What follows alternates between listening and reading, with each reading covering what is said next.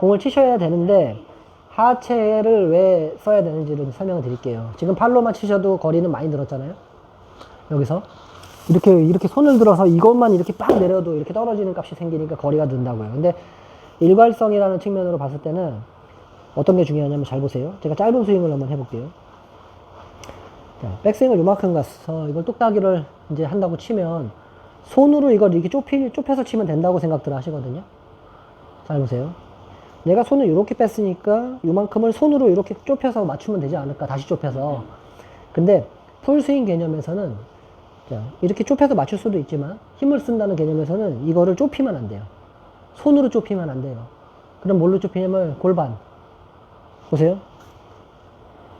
지금 제가 손으로 가져온 게 아니에요. 잘 보세요.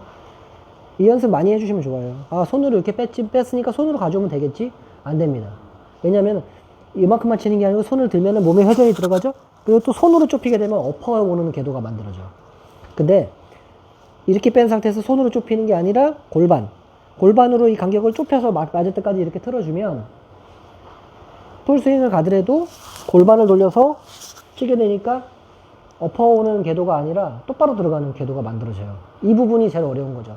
그래서 힙 턴이라는 거를 이제 힙을 턴을 한다는 거는 백을 가게 되면은 헤드도 가지만 손, 어깨, 골반까지 다 가게 돼서 이쪽이 결국에 막히는 상황이 되잖아요.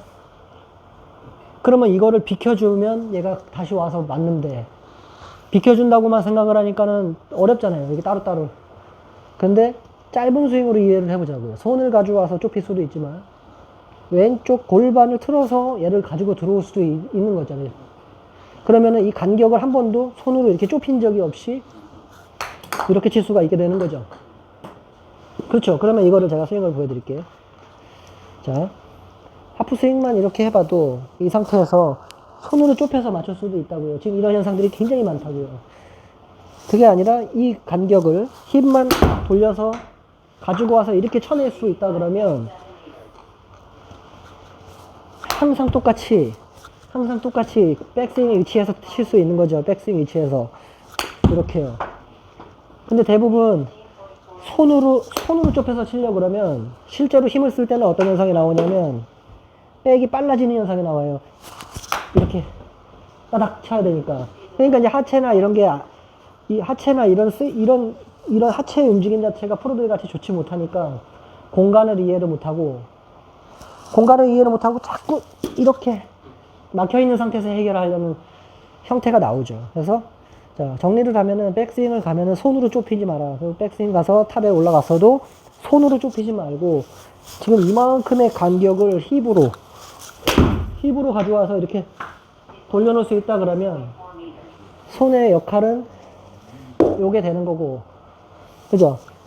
이게 일로 들어오는 이 좁아지는 다시 헤드와 공이 다시 만나는 과정은 손으로 좁히는 게 아니라 힙의 회전으로 인해서 요것과 이게 만나서 손은 수직 운동이 되고 몸은 수평 운동이 되면서 임팩트가 만들어지는 거죠. 이거 좀 어려운 말일 수도 있는데 작은 스윙으로 누가 됐든 연습을 할 때는 여기서부터 이해를 하시면 돼요. 손을 내가 이만큼 뺐다고 해서 이걸 다시 좁히는 게 아닌, 좁히지 말고 힙의 회전으로다가 맞춰보는 연습을 자꾸 하시면 힙턴이 뭔지, 백을 왜 크게 들어야 되는지, 뭐 기타 등등이 많은 게 조금 이해가 될 거예요. 이해가 뭔가 확 좋아지기보다도 이해가 되면서 연습의 시작점에 올라가기가 좋죠.